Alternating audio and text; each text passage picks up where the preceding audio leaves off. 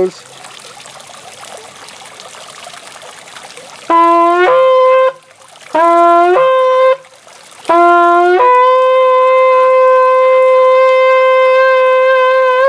Woo! That was Fred on horn. We're back with the biz. 2 weeks later, here we are again. Shavuot! Hallelujah. Shavuot. Count them out, 50 days. Thanks, Fred. Last video, we were here talking about the Navy of Yahweh. The Navy. And the little paper boats and the ducks. And the roses weren't in bloom yet, but here we are 50 days after the Shabbat of the festival of unleavened bread, Chag HaMatzot. Flowers are in bloom. Ducks in mikvah. Duck in mikvah. You know, I did a little analysis of, there's a child's game called Duck, Duck, Goose. There's another one called Hokey Pokey. But anyway, you take those phonetics of duck, goose, hokey, and pokey, two different games. It's all Hebrew. We're heading this way, right? Away from the sound of the water. Want me to get the duck, Eric?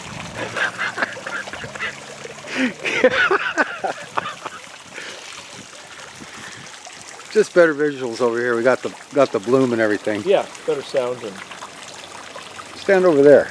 Then I'll get you in the picture. It'll be better that way. So we're going to do a couple videos here probably having to do with cultural anthropology. Anthropology, you might think of Charles Darwin. And you see this typical picture of a primitive organism, single cell, progressing through these evolutionary hypothetical stages of numerous more cells. Fish, lizards, mammals, eventually apes, and then various types of mankind. Australopithecus, Cro-Magnon. You know, people's theories about the developing progression of the human being, it's all speculation. Science, but what's cultural anthropology? Well, things progress. There was a film series and a book written, How Should We Then Live? Francis Schaeffer and his son Frankie Schaeffer, back in the 70s, went back and looking at the beginning of Greek philosophy. And the Greeks recorded history, the first ones on record to have made maps of the world. He's not very happy right now. And He's happy. Huh? so to say, well, how did they formulate their society, the structure of their civilization? And whatever it was had some benefits and some problems, and so they refined the problems and it evolved into a different form of culture. That had some problems and some good things about it, and so there was reformations in it, reformed into another aspect of a culture. And then there was one kingdom taking over another. And this brings us to a picture in Daniel chapter 2, pretty famous story. Nebuchadnezzar, king of Babylon, had a dream, which he couldn't remember. Daniel was the one to get a, you might say this, vision from Elohim as to what the dream was and what it meant. And he said, you, O Nebuchadnezzar, king of Babylon, are the head of gold. And after you, this great, grandiose kingdom, and after you will come this other secondary kingdom, the Medes and the Persians, arms of silver, and then the Greek Empire, the midsection of bronze, and then the Roman Empire, the legs of iron, and after that, the final kingdom for the terms of the times of the earth, feet of iron mixed with clay. And like the toes, which are individual, yet they're collective, but they don't mix. The iron doesn't mix with the potsherd clay. And so there'll be a time of this unification, but separation. Is that the days we're in right now? I mean, certainly we've progressed all through that lineage, and here we are. But what comes next? Well, there's a study, How Should We Then Live, like I say, by Francis Schaeffer, was not just looking at history of one kingdom taking over the next, or culture, but also art, architecture, music, that everything in the humanities, the artistic expression of people, follows a kind of evolutionary process, such that certain forms of art, you have impressionist art, you've got realist art, and it moved into Art Deco, modern art, Dadaism. There's all these different labels. But, okay, so here we are today, wherever that is, whatever label you want to put onto it. What's the next step of progression? Where is it going to go? It's pretty hard to speculate where it's headed, but the purpose of Francis Schaeffer's study in this another book of the developing of philosophy and the humanities, how it's expressed, showed that if you can go back and trace something, you can see it started with this and moved into that and moved into this and moved into this, and you can see that because of certain ideological constructs, certain ideas that people had, even in terms of social justice, that these ideas set up a particular situation which forced a resolution, and it became this next expression. And what seemed like perhaps random, disassociated, yet by history connected, evolving facets, they were all very particular. It's kind of like if you didn't realize that the alphabetic sequence, the Semitic alphabet, expressed in English, A, B, C, D, E, F, G, if you didn't know that those letters meant anything, then they're a completely random order. Somebody just ended up dropping them and picked them up, and that's the order they were, meaning nothing. But because English came out of Latin, which came out of Greek, which came out of Hebrew, the Ivrit, which is the Hebrew way to say Hebrew, it's a very particular order, and the Anthropology study is that order is predicated or based on, founded on, the Mishkan, the tabernacle itself, which was described to Moses, in Exodus 25. So the Elohim of the heavens, the creator of the heavens and the earth, called Moshe up to Mount Sinai and said, this is the pattern of the Mishkan, the Tabanit HaMishkan, and you are to make the one on earth just like this pattern I've showed you in the heavens. So this is of divine origin. And then the Anthropology study is correlating the Hebrew Aleph Bet sequence, Aleph, Bet, Gimel, Dalet, Hey, Wah, Zion, Het, Het, Yod, Kaf, Lamed, Mem, Nun, Samek, Ayin, Pei, Zadi, Kuf, Resh, Shin, Tav. 22 letters. That sequence is not a random, haphazard collection, but very specifically tied to the pattern of the Moedim and the Mishkan pattern and the sequence of the 7 days of creation. And then if you look closer, it's also found in the design, the layout, city planning as it were, of the Garden of Eden, or the land of Eden, surrounded by the land of Nod, in the priest's garments, and the Beatitudes, and the 7 ecclesia, the Kohelim, the gatherings, the assemblies of Revelation.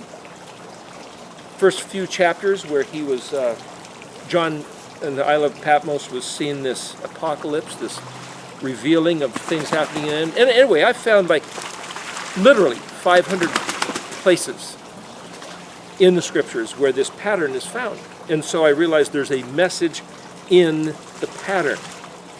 The pattern is a structure, a somic, an organized, engineered, predetermined orchestration by which everything else then fits on it to find its right order.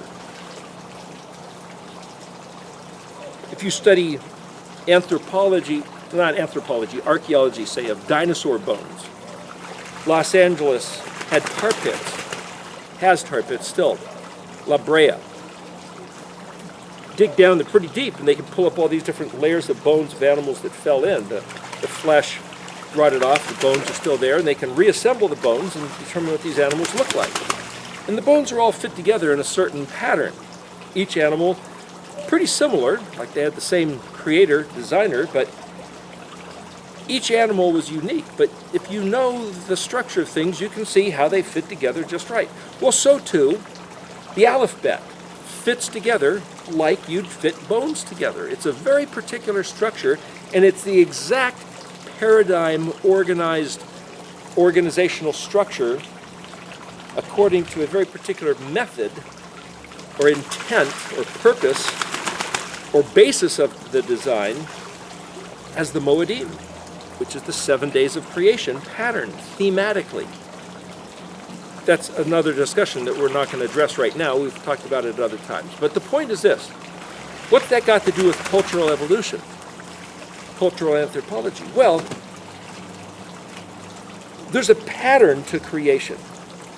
It says in Genesis 1 that Elohim created the heavens and the earth in a sequence of 6 days. And then he decided to rest on that seventh day. Was he tired? Was he fatigued? Did he need to re-energize or recoup? There's this concept that Elohim never needs to inhale. He's always exhaling. He's always expressing. He's always putting out.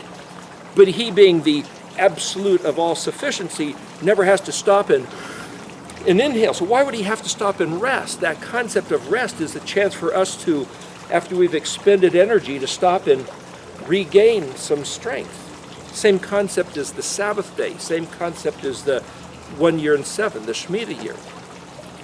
He didn't have to do that, but he established it as a model. So even though he wasn't making, per se, anything on that seventh day, he was establishing an order. So he did make something. He made a precedent. He established the pattern, working the 6 days and then resting on the seventh. Okay, that same pattern, finding itself expressed in the Moedim, would line up with, it's found in Leviticus 23, also in Deuteronomy, I believe it's chapter 16, we'll look at that in a bit, but Passover, well, in Leviticus 23, he says, these are the Moedi, the ornamentations, the adornment by which I have expressed my grandeur. And then he says the seventh day Sabbath. Keep the seventh day Sabbath as sacred, kadosh, translated holy, set apart. And then he says there's Pesach, we call Passover, and then Chag Hamatzot, Feast of Unleavened Bread, and then Shavuot, which was translated into Greek Pentecost, which means count 50. Shavuot literally means sevens, or weeks, like a 7-day week. This day, according to a particular reckoning of the calendar, is day 50, the counting of 7 sevens and then the 50th day. Some people will say count 7 sevens, or 7 weeks, and then count 50, which means you got 49 and then another 50, so they count out a total of 99. That's a different matter, but just bring it for your attention. We're reckoning 7 sevens and then count the 50th. Because in Hebrew, it's not as clear as English. English is very precision. Hebrew, boy, there's numerous ways you can figure out what something means. In fact, we're going to talk about this, if not in this video, the next one, a certain word in Genesis 27, verse 40, which is spelled Tav Resh Yod Dalet, Harid. A 3-letter word with 1 prefix letter. Tav is a prefix letter, so you have Resh Yod Dalet. And that, depending on the way you translate that word, changes your expectation of what's coming next. Just like if you say, well, he sanctified, he made sacred the creator of the heavens and the earth, the very first week, which means he had to predetermine the pattern and its significance and all the eternal ramifications that would send shock waves of resonance through the physical matter and the unphysical circumstances of heavens and earth. He said, Work 6 days and rest on this particular seventh. And so there's the discrepancy in the calendar. Is it every 7 days based on that original sequence? Well, when did it start? Did it start on a Sunday morning? Did it start on a Monday? No, there was no days of the week. Did it start with the equinox? Did it start with a full moon? But the moon was put on day 4. Was it full on day 4? Or was it full on day 1 and then it showed up on the 4th day as the 4-day-old? All these questions about how do you reckon the calendar? Gosh, but to synchronize exactly what day did he mean means if that's a sacred day and we're out of step, we're off beat, everything might become completely convoluted. Not that it's our fault, but that's just the circumstances, the situation. He told us to count. He set up a method of counting. Was he going off of the sliver of the moon, the dark of the moon? It's called the conjunction. Was he going off the full moon? Is it a 28-day month with Rosh Chodesh, the first day of the month, and then bonus day, this one day every other month that you throw in? Or was he going on a rolling, repeating 7-day sequence? There's big discrepancy on which that is. Where's the proof of the matter? Certain people argue this side, certain people argue that side. That's like, well, what are we supposed to do? One thing we know is that if it's a time for Yahuwah to say things will be obscured, then things are obscured, and there's nothing we can do. But if he says now it's time for things to be made clear, well, is this those times? It seems like with this little matter of the 2,730-year curse, starting in 721 BC when Assyria conquered Samaria, rolling forward until 2010, was under this envelope, this blanket, this obscurity of a type of curse where we would be subject to our enemies. Yahweh would hide his face from his people, 12 tribes of Israel, especially the northern 10 tribes in this regard, and wouldn't even answer their prayers because they're not even calling out to him, and they're doing things, they think they're calling out to him, but they're calling on a mixture of name and identity and culture. A mixed culture. We discussed in some other videos where the Assyrians would take people out of this land and move them to someplace else. They didn't kill them all, they used them as slaves. You didn't want to kill your slaves, you wanted to use your slaves, make them work. But then they would take other people from other land and stick them back in this other land. So they took foreigners and put them into the northern land of Israel, Lebanon, Syria area, and northern Israel. But then the wild animals and would start attacking, and things were going wrong. They, what the heck is going on here? Oh, well, you don't know how to deal with the God of this land, is what they said. So they said, well, get some of the priests from the people that you just ejected, bring them back and teach them how to regard the God of the land. And I say that word God because that's what's used, because it's not the same thing as Yahuwah Eloheinu. So I will use English, Latin, Greek, other languages, words where it's fitting, and I'll try to keep exclusive the regard of Yahuwah, our Elohim, to determine his kadoshness, his sacredness. So we were reading on this last video where they brought the priests back. They taught them about the ways of the Torah, to how to walk in the ways of Yahweh, the Elohim of the Israelites, but they said, okay, well, so we'll do a few token things to regard him and to give him some credence, some acknowledgement, okay. But they still retained all their other cultures that they brought with them and that they picked up along the way, and there was this blending. Well, that's not how you appease Yod He Vav He. And as a matter of fact, exactly what he said not to do. And so there's no way to say, well, yeah, but at least we're keeping the wild animals at bay, and at least we're keeping some of the seasonal benefits of rain in winter and sun in summer, and so we can farm, but nothing was happening the way it ought to have. Because Yahuwah, part of the curse said, was that nature would be out of sync, off kilter, and things wouldn't work. And so our enemies would be against us, nature would be against us, wild animals would be against us, pestilence and bugs would be against us, microorganisms, diseases, and even he wouldn't even be listening to us. Can't answer our prayers. If we don't listen to him, he can't hear us. We've talked about that in a few videos. So this is just the situation of things. And so as you read through the Torah, you'll see that, especially in Leviticus 26 and Deuteronomy 28, he says this is the way it's going to work. Yahweh pulled his people out of Egypt. He set the whole thing up. And then when the time came for the great Exodus, this event, they ended up being tested, tried in the wilderness. And they said, let's just go back to Egypt. At least we had leeks, onions for our food, garlic, fish.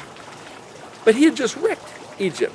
He had devastated the economy, the military, the infrastructure. Hail came down. Not all the animals, but many of the animals died.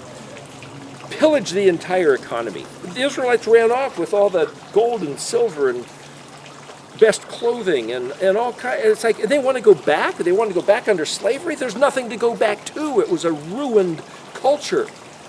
A phase had changed. There's nothing to go back to, and yet they, in their craziness, wanted to go back, resubject themselves under the slavery. Are they insane? It's the story of the book of Exodus and Numbers. And then Yahweh said, it's now time for you to go into the promised land, the land of Canaan. I've set this whole thing up. You guys are going to go in, and it'll happen like dominoes that have been prearranged, and boom, bada boom, bada bing, boom, bang. They're going to come in and take over, and they're too afraid. No, they rebelled. They wanted to kill Joshua and Caleb. So that's it. 40 years in the wilderness. Change of plan. 40 years in the wilderness. Until all those people that had that attitude died. And their children, who they were afraid would be eaten by the giants that lived in the land of Canaan. They says, okay, your children are coming to the land, slay the giants and eat the food off the giants' table, live in the giants' houses, drink the wine from the vineyards of the giants' garden. Because what Yahweh said will happen. But if you rebel, you won't see it, you won't taste it, but he will give it to those who choose to believe. So, if he himself is distinctively different, the word kadosh, translated as holy, if he is distinctively different, set apart, sacred, kadosh, compared to any other, and if our people, humanity at large, Israel in particular, has a tendency to amalgamate, to blend, to absorb and mix together, which he says keep separate, how are we ever to make a distinction of ourselves or of his identity enough to say we're finally on track? He gave us a few things. And just like he gave us the model of a 6-day week and then the 7th day of rest, it's not like, boy, everybody needs a day of rest. Just pick 1 and 7. Well, that's the Christian model, but that's not what he said. He said the 7th day. So the Catholic Church, back in the days of Constantine, says, okay, let's change it to the 1st day of the week to honor the fact Jesus rose from the dead Sunday morning. That's not what he said. He said, if you regard this 7th day, incoming, Have a flight. it is the sign that you are my people and I am your Elohim. So the day that was chosen to be the regard is the indicator, the sign, the testimony of who he is that we're acknowledging. So when somebody says, well, we all worship the same God, these guys acknowledge the Friday, these guys acknowledge the Saturday, these guys acknowledge the Sunday. And then other people who go by the shape of the moon say all of those are wrong, other than the fact that they may coincidentally line up with one of the phases of the moon. But the point is, what's the determining factor in what you choose to regard? Well, the same way, getting back to the point, that he said here's a 6-day sequence of stuff happening, and then the 7th. And that 7th, if you acknowledge that, that is the identifying characteristic of who I am to you and who you are to me. That day. And if you say, well, I'm going to change that, you've just changed his identity. You've just changed his culture. So the culture of his kingdom, he prescribed by giving us the Moedim and the Sabbath day, Leviticus 23. So this cultural evolution, if he has allowed 6,000 years for men to romp and stomp and pound the earth and form the earth and make idols and make roads and bridges and infrastructure of cities and draw lines of countries and counties. He has reserved for himself the seventh millennium. Now, some people say there's been 10,000 years of human existence, or 15,000 years, or 50,000 years, or 60 million, whatever it is. There is a way of, whether or not it's correct, there's a way of reckoning that there's been 6,000 years, which is according to the lineage designated of the family names that are in the book of Genesis and Numbers. Is there more to it than that? Who knows? But at least there's that. And at least if you count that, we can reckon that there's been about 6,000 years, culminating at pretty darn close to the year 2000. Here it is, 2020. So as of about 20 years ago, we can at least validate that there's been 6,000 years according to a certain record.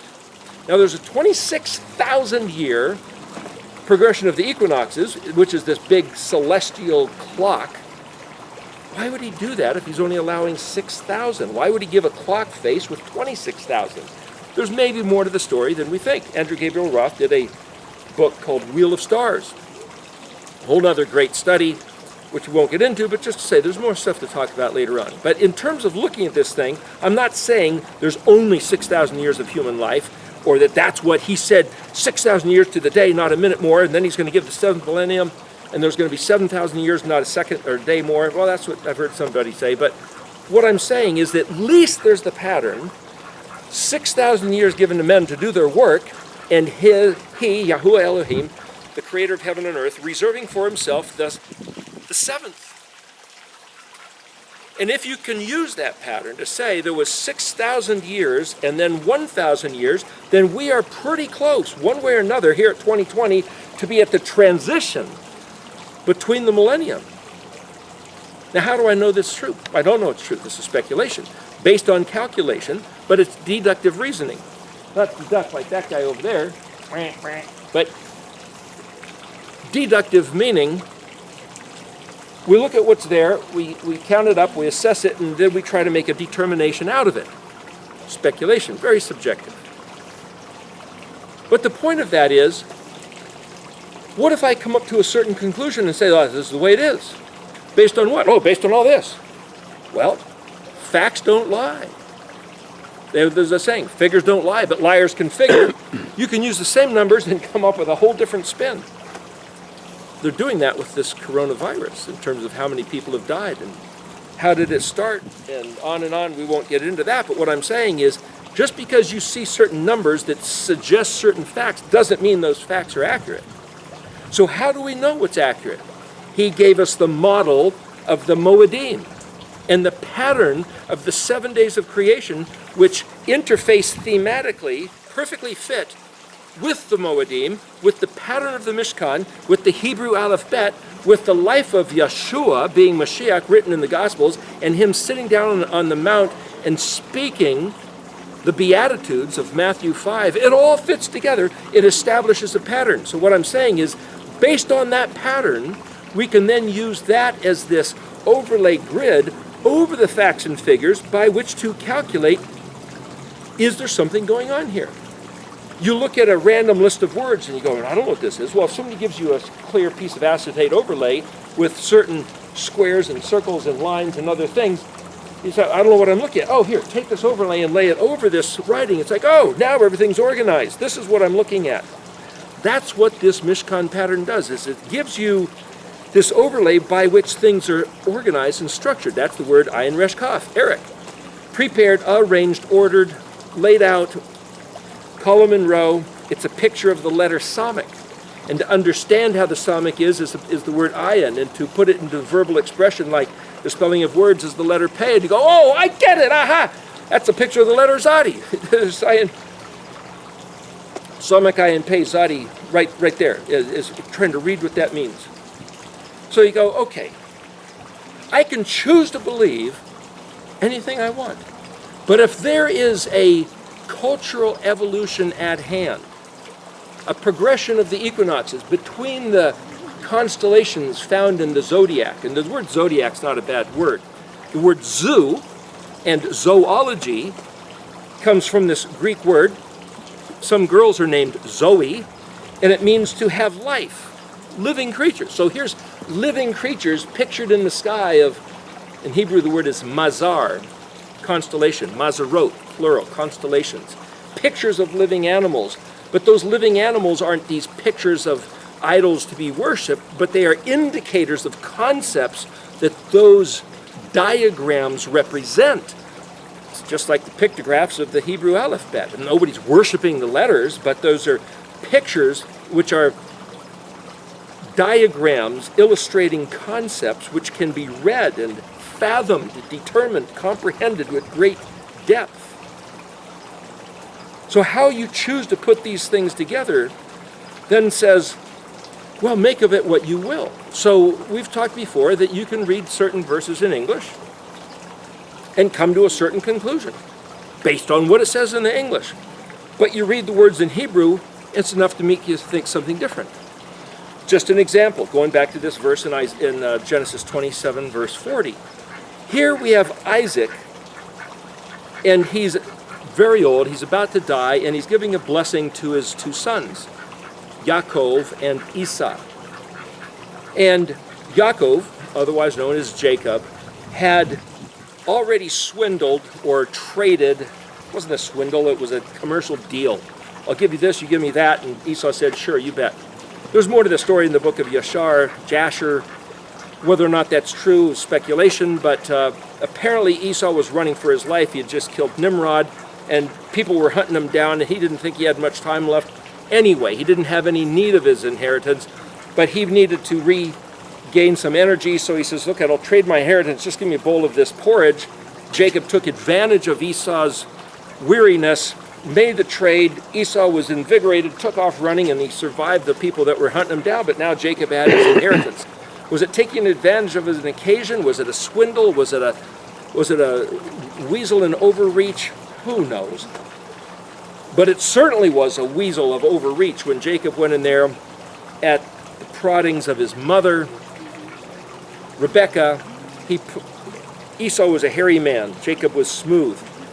So Jacob put lambskin of wool on his arms, and Isaac, who was very old, and he felt his arms and said, oh, it sure feels like Esau, smells like Esau, a man of the field. So he gave the blessing to Jacob after Jacob brought him the meal. And as soon as Jacob received the blessing and took off, then Esau comes in and he says, okay, Father, here's the meal, and I want your blessing. And Isaac was like, what? What just happened? I just blessed what I thought was you. And he certainly is blessed. I can't recant the blessing. And Esau goes nuts. He's crying and says, Father, don't you have a blessing for me too? And Isaac says, okay, here, by the oil, the fatness of the land, you will live, and by the dew of the heaven, that could be read as being, as it were, patchy or living nomadically, following the seasons. That's another way to read that phrase. But you will serve your brother. And then here's this phrase, when you become tarid, tav reshu dalit, then you can shake or tear off the yoke of your brother from off your neck. And there's a certain guy who had a web page up that he wrote that somebody sent me recently where he analyzes this and says, this is Esau, unforgiven, unrelenting, unmerciful, brutal, brutish, bestial, and he's just going to now come onto the scene. Here it is, 2020, and this guy's saying, okay, this is what's in front of us. He's going to come on the scene and tear the world apart in vengeance.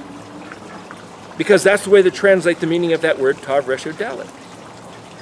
What does the word really mean? Look it up in the dictionary. It's not in the dictionary. It says look at resh yod dalit, means look at resh vav dalit, and then you can look at tav resh dalit hey, or resh dalit noon. You can look at all these, putting these different prefixes and suffixes on the word. Is where you get the word Rodan, which is like that Japanese monster in the films that was he fighting against Godzilla?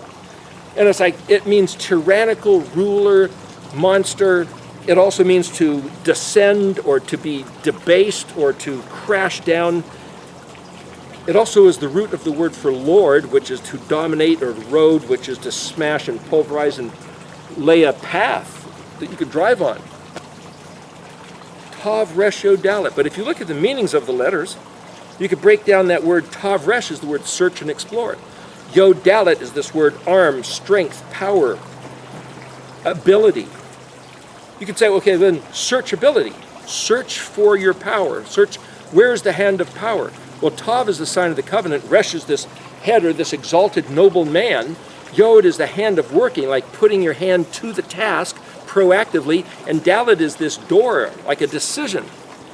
You decide to put your hand to walking the noble path of honor, which was the terms of the covenant. Remember, Abraham, Isaac, and Jacob, only this was Abraham, Isaac to Esau. Esau went out of step.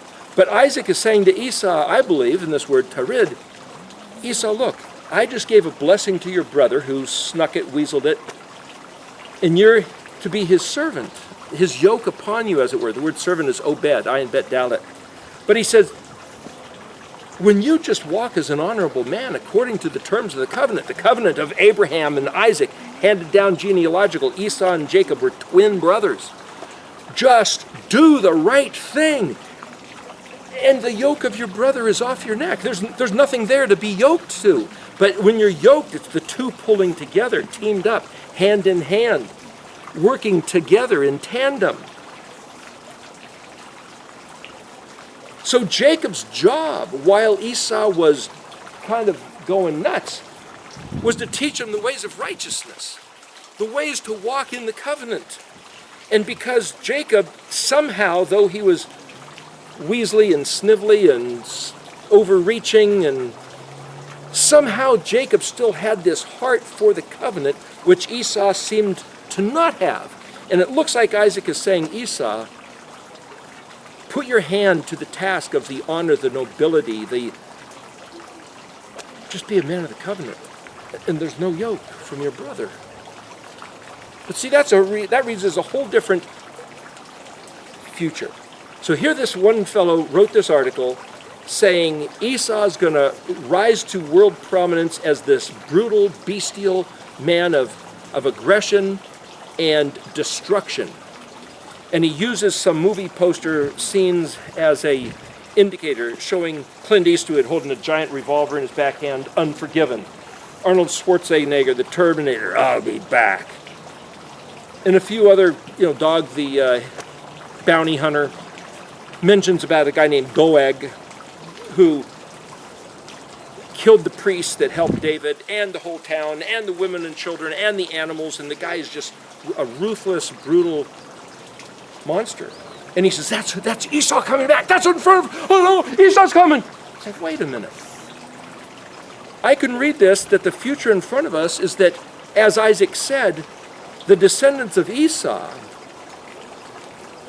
should put their hand, their yod, to the task of operating as an honored man. So should the sons of Ishmael and the sons of Isaac and Jacob as well. We all should be doing this. I can choose to interpret that on this 7th millennium, that's unto Yahweh our Elohim, where he is made kadosh and he prevails. And the systems of the world, like in the statue of Nebuchadnezzar, disintegrate into dust. And that stone that hits the regal, the word regal is feet, leg, but it's also custom, habit, and tradition. So the ebon of Yah hits the feet, disintegrates the statue, the assimilated, aggregated composition of these 6,000-year history of these world kingdoms that have bonded together to form the culture that we now see, that's now trying to dominate the world with vaccines and social distancing and don't go to work. If you do go to work, we'll throw you in jail. What? Well, why are people playing into don't go to work, you'll go to jail, when Yahuwah said don't go to work on the 7th day or you'll get the curse? Oh, we have to work. Oh, and now suddenly you don't have to work? It's okay to do it when man tells you not to work, but when Yahuwah, the creator of heaven and the earth, says don't work on the 7th day in the 7th year, or the 50th day of counting here at Shavuot, or the 50th year of counting, the Jubilee, the Yovel, if you don't work when I tell you not to work, I'll give you the incredible blessing. Oh no, we have to work, we can't do that. But when humans that are trying to destroy you tell you not to work, you go, oh, okay, we're afraid, we won't go to work, we'll stay at home. Are we that idiot? Are we stupid? Do we know what Yahuwah said in his own word? No, we don't read that. It was nailed to the cross. We have been lied to consistently, bought into it, and then say, oh, why doesn't he answer our prayers? Why doesn't what he say work? It does work, and the evidence that it works is that we're being lied to by our leaders right now and being told to do stuff opposite of what Yahuwah told his people to do. The solution to this whole thing, what did Yahweh say? Count 50 days and don't work on that day and have a feast gathering. According to this calendar, that's today. According to another calendar, it'll be in about 2 weeks. According to another calendar, it was 2 weeks ago. And according to other calendars, it's a few months out. Figure out a calendar and do something. Why? Because the word regal also means custom, habit, and tradition. And so for the entire corporate structure of this world order to be standing on the legs, the regal, of the custom, habit, and tradition of Babylon, Media, Persia, Greece, and Rome, and then this democracy, the iron mixed with clay of the 10 toes, is going to disintegrate, and its destruction is imminent. If we do what Yahweh said, Aleph, Bet, Nun, I will, Aleph, prefix, Bet, Nun, the word for son. Bet is to embody and be the manifest, Nun, engaged in action. Yeshua, remember he was being baptized, mikvah in the water, and a voice came out of the heavens and said, this is my beloved son in whom I'm well pleased. Listen to him. This is my beloved son. This is my son. This is my Ben. Who's speaking? The Aleph. So here you have this picture of this beloved son is Eben, and the word Dodi means beloved. So this is Ben Dodi or Ben David. This is the son of David. Is the English verbiage of this is my beloved son. Validated from on high. The point is, Yeshua said, I only do what I see my Father doing, and I only say what I hear him saying. So for us to do what Yahweh says, and listen, and regard, and then try to put it into our culture, that's not going to work. We can't fit him into our culture, so he gave us his own culture. His culture is in Leviticus 23, it's the Moedim and the Shabbat. So the cultural evolution is to say, here we have all these years progressing of philosophy, of history, of art, of architecture, of music, and all of a sudden it comes to the 7th millennium, the Sabbath day, and it's time for that whole thing to disintegrate and take on Yahuwah's culture. The 7th day Sabbath, the 7 Moedim, are the culture of the kingdom of Yod-He Vav-He. And when he gave us, sit down on the 7th day, and then the 14th evening of the first month of the year in the springtime was Pesach, and then the 7-day, don't eat leavened bread, don't let leaven be found in your house for a 7-day period, and then the first day of the week following the Sabbath day of somewhere in that week of unleavened bread, start counting 50, and we get up to Shavuot, and then you come to the 7th month, and you take the first day, that's Yom Teruah, blow trumpets, make noise. 10 days later, Yom Kippur, Isaiah 58, we talked about that. And then on the 14th to the 22nd, 15th to the 22nd is Sukkot, and then there's, to the 21st is Sukkot, and then the 22nd day is Shemini Atzeret. Shemini Atzeret, the 7th festival. That establishes the culture of the kingdom of Yahweh. And we don't know why, but just do it. If we just do what he said, we suddenly start activating or participating in doing something which hasn't been done. The Jews have been doing somewhat of it to some degree. Are they on the right calendar? Did they even regard Shemini Atzeret? If they give you the count of 7 festivals, it doesn't include Shemini Atzeret. There's a pattern that's out of sync, I think. Maybe they've got the wrong Sabbath day. We're trying to figure that out. The point is, what I'm saying is that Yahweh gave us his culture. And in Deuteronomy 30 says, okay, here's the overview. When all these things have come upon you, the blessing and the curse, just like I've told you, then you'll come back to these words that I command you today. This is Moshe speaking, Deuteronomy 30, those words. Not the New Testament words, that's a different matter. But at some time in the future, looks like now, we come back to those words, Deuteronomy 30, and implement the culture of his kingdom. his language, his name, his day, his Moedim, his covenant, truth, kindness, justice, mercy, righteousness, Zadika, shall you pursue? Pursue righteousness, the culture of the kingdom. And as much as a few days ago, when we filmed, these were just looked like barren sticks, and now there's this flourishing of color, of flower. Everything Yahweh said will sprout back to life, because that's the way it's built. And it's been waiting for the culture of his kingdom to be expressed on the face of the earth once again. I've heard there are dormant seeds in the Middle East, well, all over the world, in the desert, that there may not be a certain type of rain, or maybe a rain and then a certain days later another rain, then a certain staging. Seeds that have laid dormant for 100 years, 500 years, suddenly will sprout when the conditions are just right.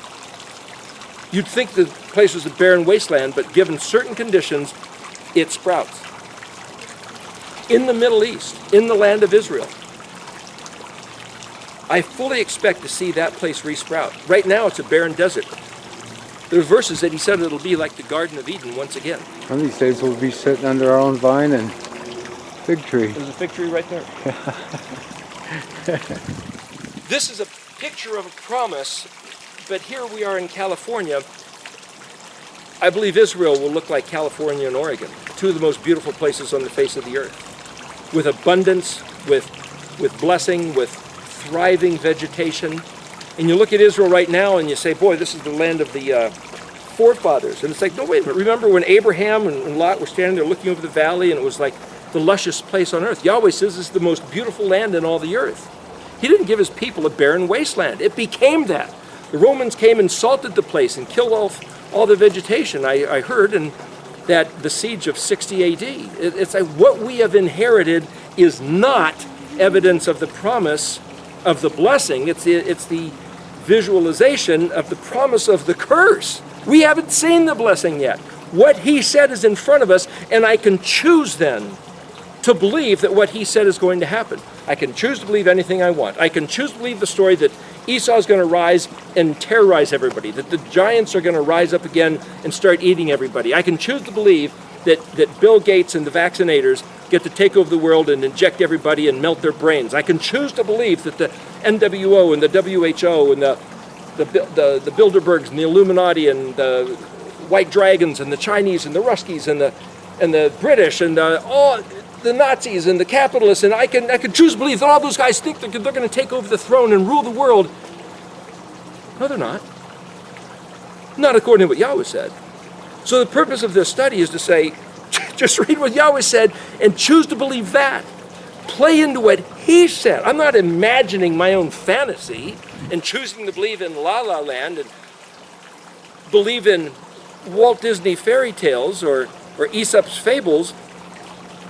If I try to understand the Hebrew words and read what Yahweh himself said about his plan, his intention, and then I see that it lines up with the alphabetic letters so that the Hebrew letters of the alphabet can be read as a prophetic narrative, staged step by step, domino by domino, letter by letter. And then I can read the story all through the scripture and plug in the different events that fit by the meaning of the letters. Then I can read this as a map of our future.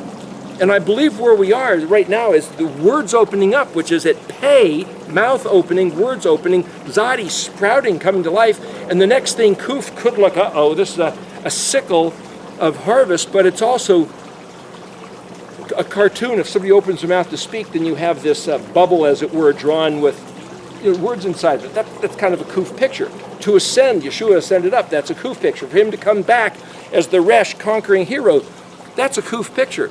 If that's where we are, then this is a picture that I can read that the story of Yeshua's life is a fractal pattern validating the Mishkan pattern, the days of creation, the Moedim, and the story of Israel in dispersion, who comes to the end of the 2007 or 30-year curse in 2010, and all of a sudden wakes up like Yeshua out of the grave being dead, and he steps out unto Kuf, unto Resh, unto, hey, Esau, walk, Tav, Resh, Yod, Dalet, walk like an honored man of great esteem, and the yoke of servitude to any other master will just disintegrate off your neck.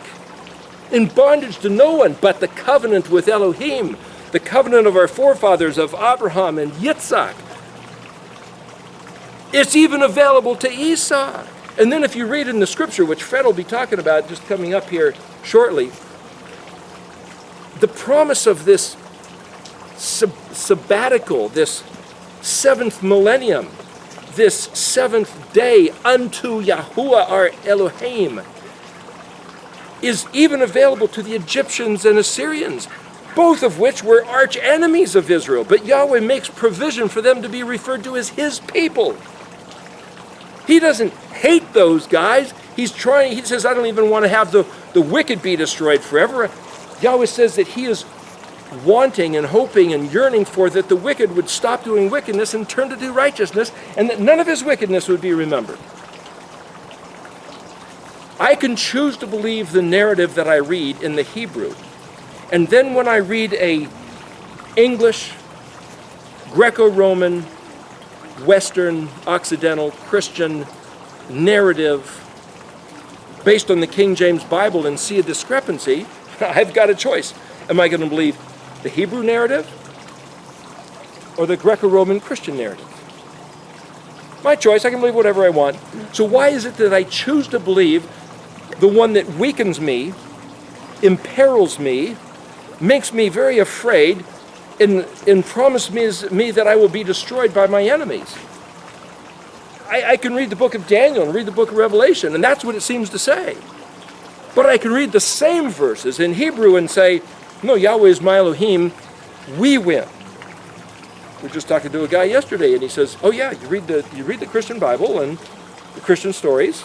He's been going to his church his whole life, and he says, the bad guys win. Until finally, Jesus shows up and whoops the bad guys once and for all, but they get to win. And it's like, no, they don't. That's not the narrative I read. Look at the narrative.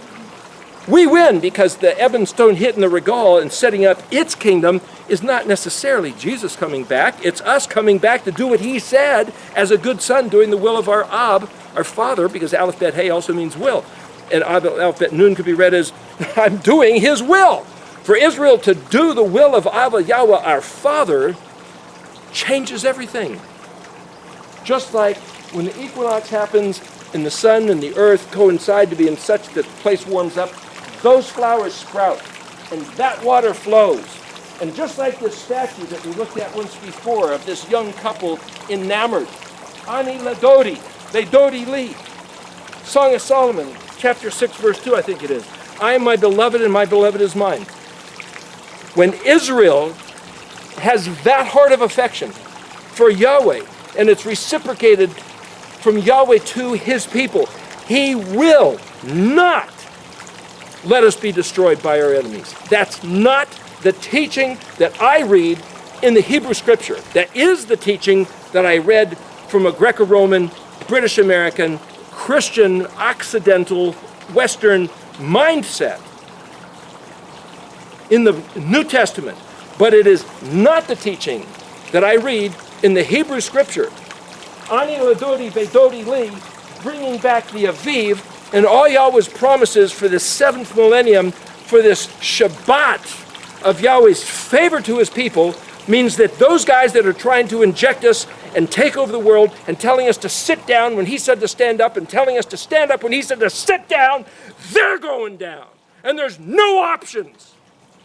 And you can believe whatever you want to believe. You can take on the mind of whatever you choose to be afraid of. And you can either fear Yahweh, your Elohim, or you can fear the people that are pushing this COVID shit.